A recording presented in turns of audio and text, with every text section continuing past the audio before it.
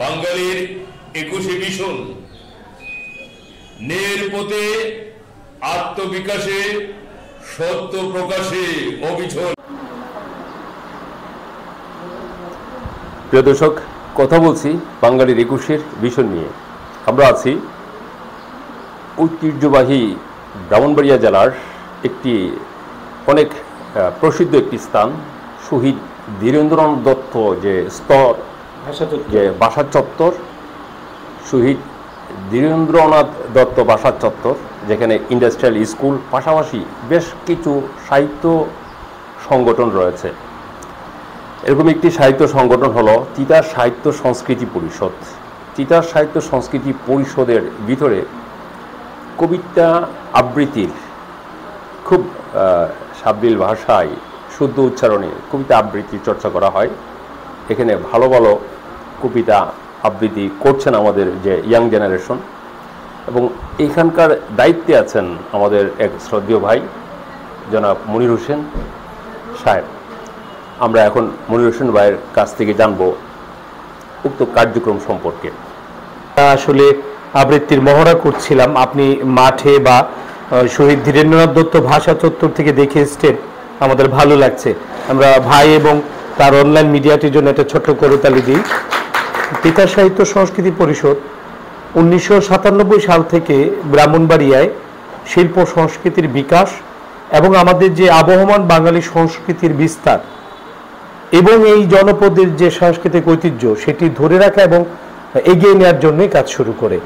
যেমন তিতাস সাহিত্য সংস্কৃতি পরিষদ আপনার বাঙালির সার্বজনীন যে বর্ষবরণ উৎসব, এটি বড় করে আয়োজন করা, বসন্ত বরণ উৎসব ব্রাহ্মণবাড়িয়ায় নিয়মিত প্রায় 20 বছরেরও অধিককাল ধরে উদযাপন করে আসা, সারা দেশের ঢাকার বাইরে প্রথম দিকের মতো ছড়া উৎসবের আয়োজন করা, বুদ্ধিবৃত্তিক বা জাতীয় কবি সাহিত্যিকদের জন্ম মৃত্যুদিন পালন করে তাদেরকে স্মরণ করা, এরকম নানান রকমের সাংস্কৃতিক কর্মকাণ্ড পালন করে আসছে। এই তিতাস সাহিত্য সংস্কৃতি পরিষদের ভেতর থেকে 2004 সালে তিতাস আবৃত্তি সংগঠন নামে বাংলাদেশ আবৃত্তি সমন্বয় পরিষদের সদস্য সংগঠন হিসেবে আত্মপ্রকাশ করে। এরপর থেকে আমরা নিয়মিত যে বাংলা ভাষার যে রক্তের বিনিময়ে, জীবনের বিনিময়ে যে 21-এর মধ্য দিয়ে আমরা যে মায়ের ভাষাকে অর্জন করেছি, মর্যাদা পেয়েছি, সেই মায়ের ভাষার মর্যাদা রক্ষার জন্য শুদ্ধ বা প্রমিত বাংলা উচ্চারণের জন্য আমরা কাজ করি।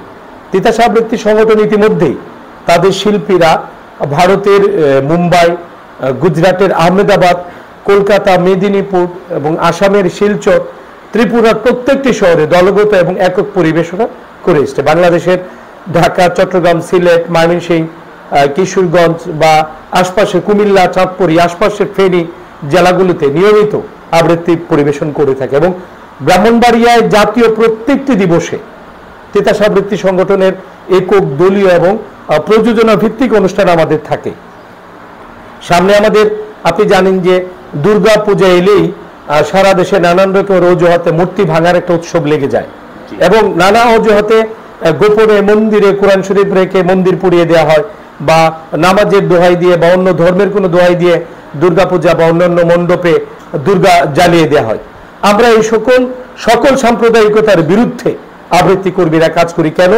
মুক্তিযুদ্ধের মধ্য দিয়ে যে বাংলাদেশ, এই বাংলাদেশ তো আমরা অসাম্প্রদায়িক বাংলাদেশ দেখতে চাই, ধর্ম নিরপেক্ষ বাংলাদেশ দেখতে চাই। কারণ পাকিস্তানের যে ইসলামী প্রজাতন্ত্র, এই ইসলামী প্রজাতন্ত্রের বিরুদ্ধে কিন্তু আমাদের 30 লক্ষ শহীদ এবং 2 লক্ষ মা বোনের সম্ভ্রম, এবং বঙ্গবন্ধুর নেতৃত্বে একটি স্বাধীন বাংলাদেশ।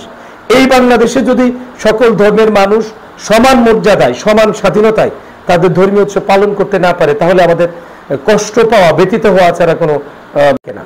সেই জন্য আমরা বাংলাদেশ আবৃত্তি সমন্বয় পরিষদ সারা বাংলাদেশে একযুগে বছরব্যাপী এটি কর্মসূচি নিয়েছে।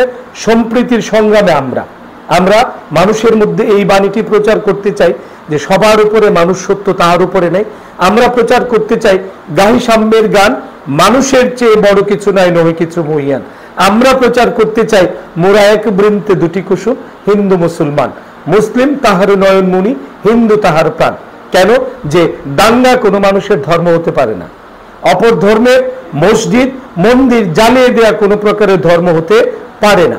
ধর্ম হচ্ছে শান্তির সুবাতাস বইয়ে দেয়া, ধর্ম হচ্ছে মানুষে মানুষের সম্প্রীতি এবং মানুষের পাশে থাকা, সেই বিশ্বাস থেকে তিতাস আবৃত্তি সংগঠন আগামী 23 সেপ্টেম্বর বিকেলে বঙ্গবন্ধু স্কোয়ারে সম্প্রীতির সংগ্রামে আমরা একটি আবৃত্তি অনুষ্ঠানের আমরা আয়োজন করব এবং এটিকে কেন্দ্র করে আমাদের একক আবৃত্তি যারা করবে শুধু তাদেরকে আমরা আজকে ডেকেছি।